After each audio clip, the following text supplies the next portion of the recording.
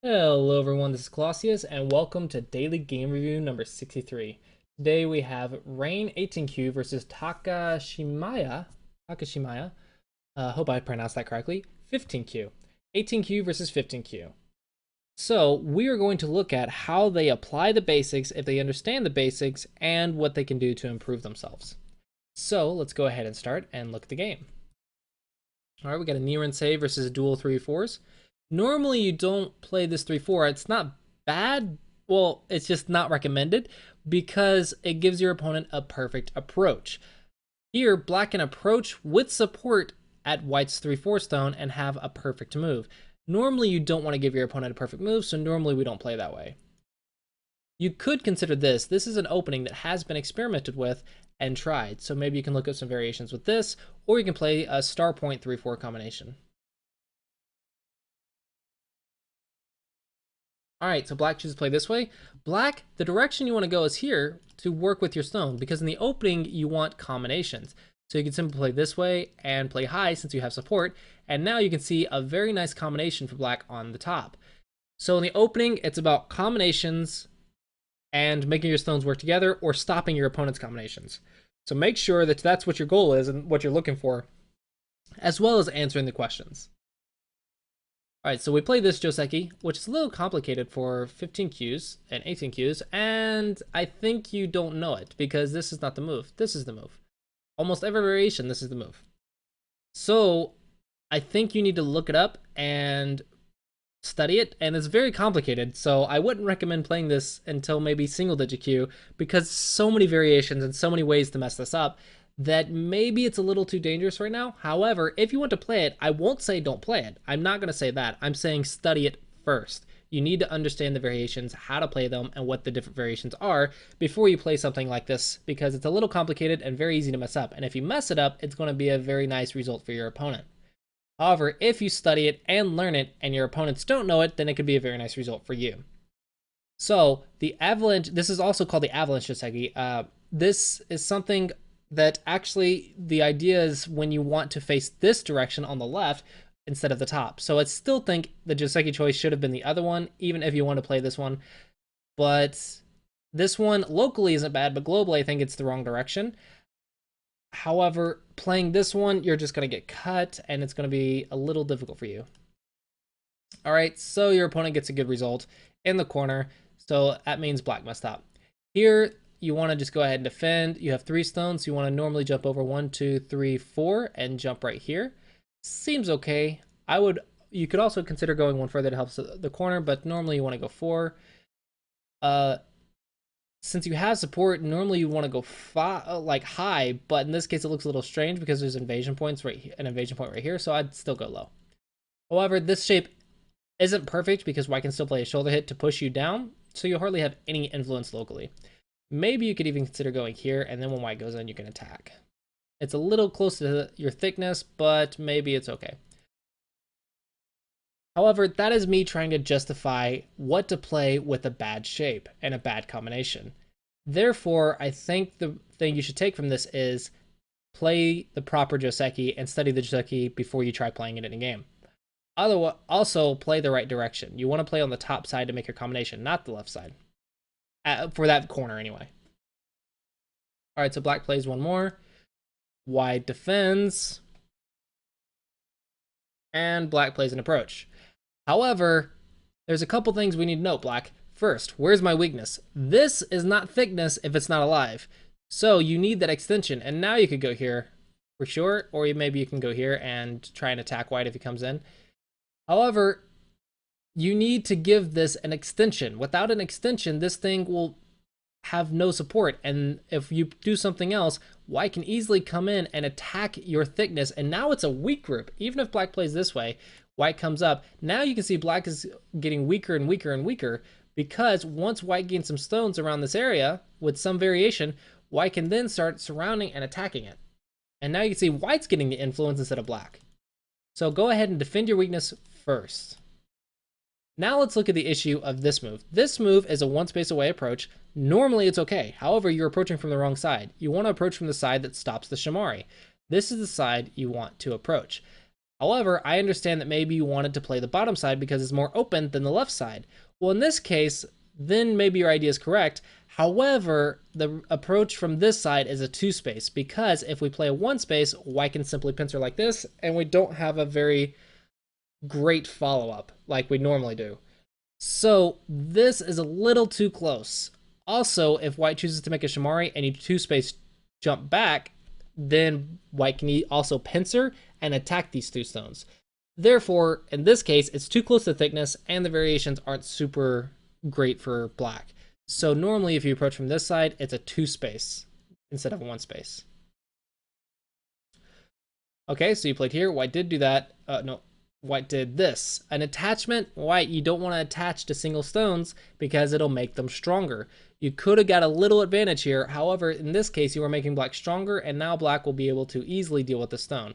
So when you touch, you want to Hane, and then take the tiger's mouth, Atari here. White extends, and black extends. This would be kind of an expected result. However, there's a lot of Aji, a lot of weakness in this area for black to invade. Black's also not efficient, so it's hard to say who this result is good for at my level anyway. But I think this is probably okay for both sides.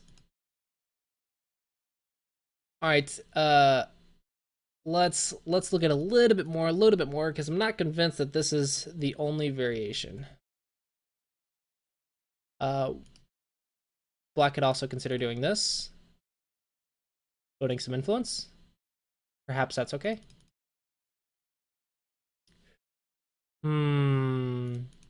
Difficult. I think I would need to actually think for a little bit longer than I would want to for a video. However, black, normally this is not the move. Normally it's not the move. All right, so that's what the normal result would be. It was a Hane, take the tiger's mouth, get the free Atari, and then connect, extend. That would be a common variation you would first think of. And then maybe if you don't like it, you can try to find something else. However, this isn't going to be good enough because now white can extend, black plays, and then white takes the tiger's mouth here, and you can see white got the corner, but black doesn't have that influence that he had in the other variation. Now black just has a weak group that he has to defend, and if he tries to go down, then white can simply pincer, and black does not have the extension for a base, so now black has a weak group. In this case, white is getting points on the board, and black is getting nothing but weak groups. So this is not a good result for black. So black, make sure you defend yourself and get those bases first before you start going somewhere else. White, a Tanuki, when there's weakness, normally isn't good. Also, this is not an approach. This is a mistake, because once black defends a very large corner, you have only 3 liberties, and if you try to go up, black will get a Hane headed 2, and you have nothing but a very weak group. This isn't the way to approach a corner. The approach a corner is 1 space away. This gives you variations to play and good follow-ups and good efficient follow-ups.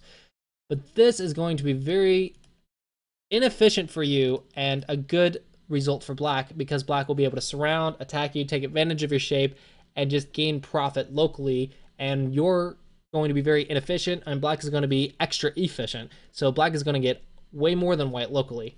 Therefore, this is almost never played. All right, white extends. Black, go ahead and defend your corner. It's white's base and your base. However, black chooses to take the influence. Well, now it's not completely inefficient for white, because now white can take the corner here and then extend here.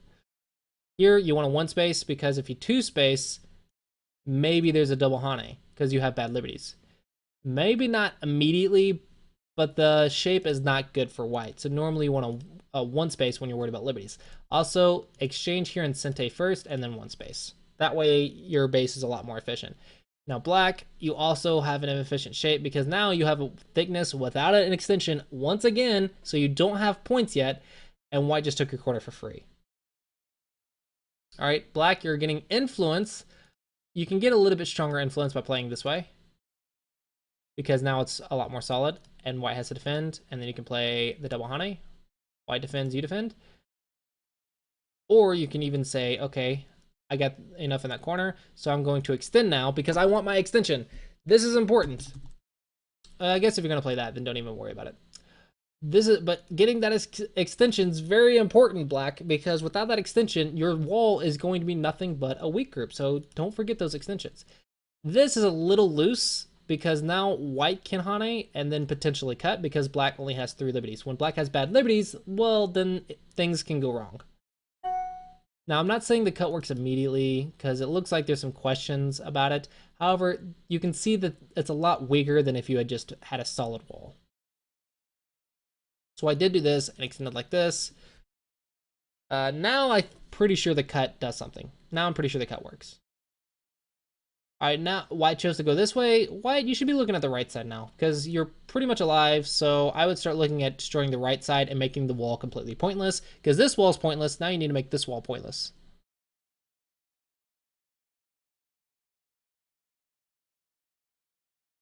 All right, you want to extend here. That way you don't have all these cutting points. If you have too many cutting points, then things can go wrong. For example, what if I go here and then double the Atari? Watch your cutting points. Oh, black did go here. Good job, black. Now black's getting some profit. And white, you still need to live in that area. Running away here is not the move to play because this is the vital point. It's the Ponuki, as well as another Tiger's Mouth. So this vital point, and I'm pretty sure white's gonna die. Therefore, definitely need to live. Because you can't just die on the side. Black, you want to surround when you attack, so a knight's move here is a little bit better locally, but I'd still go and kill the whole side. All right, white plays. And then you're changing directions, black. Don't change directions. Keep pushing them the same direction and push them towards your wall. That's how you attack. This is also a very good result for black because black's getting a lot of influence and also supporting this weak group from afar. White is in a lot of trouble, and you can see that this is just going downhill for white very quickly. This is a broken shape. White is cutting through 2 black stones. This is not the way to play, not the way to attack, and now your combination is not that good. Therefore, this attack is a failure from this side. White plays here. You could also think to Hane here to threaten to kill the stone, and then play a Tiger's Mouth, and it's just so ugly for black if this happens. Therefore, black has to play here, and you can just kill the stone.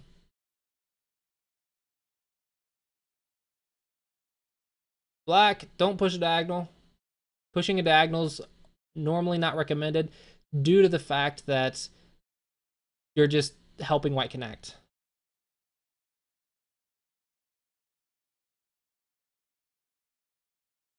Watch your connections, black. Watch your connections, black. So white can actually just, still needs to live. And if black misses it, white can play here, and black's probably going to die. Well, maybe not, because black has some forcing moves here and here, but white can get all this for free. And now, more weak groups. More weak groups to attack. You can start pushing this down. So watch your cutting points. Watch your weaknesses. The weaknesses are important, guys. Okay, this is a little bit slow. I would keep Haneing because black has an empty triangle and very bad liberties all over the place. However, white, you still need to live. So I think I'm going to stop here because I think this is already a lot of stuff. So we can see from this game that life and death for both players is vital because the life and death on that side was huge. It's like a 40 or 50 points maybe. At least 30, like to 40 points. 30 to 40 points at minimum. It's a huge side. And both players are missing it. Both players are missing it. The entire fight could change depending on who gets it. So life and death is vital for this game. Also, attack and defense. I hope you guys found a little bit of help from the attack and defense. I'll recommend to you guys, like I've been recommending in the Double Digit Q games, get some teaching games or get your games reviewed more and more often. So something like this. It doesn't have to be the entire game. Just get something from every single game. Learn a little bit from every single game, and that's the general idea. Make sure you are seeing the main concepts of what you're doing wrong, what you need to work on. Here, you guys need to get more and more experience, do life and death problems, play lots of games, and then get them reviewed as often as you can so that we can get better ideas for how you could have handled a situation. More attack, more aggressiveness, maybe certain attacking shapes, maybe certain defending shapes. And remember to watch the Tiger's Mouths. The Tiger's Mouths are important in attack and defense. So, here is my advice. Well, actually, I guess I just gave you the advice. Play games and do go problems. And then get them reviewed if you can. Make sure you learn at least a little something from every single game. All right, so both players, I think, messed up some Joseki. So, of course, look at the Joseki when you don't know it immediately after the game. So that way you don't mess up something simple like a basic Joseki, because that's just something you should know, because it's something you can research and easily look up. It's not nearly as difficult as the middle game. If you can study it, then you should know it. So, go ahead and make sure you look up Josekis after every game. Play. And I hope you found this video helpful. I hope I showed you some better shapes, some more hopefully you got some more advice from this and found this review helpful. All right, thanks for watching, and I will see you guys next time.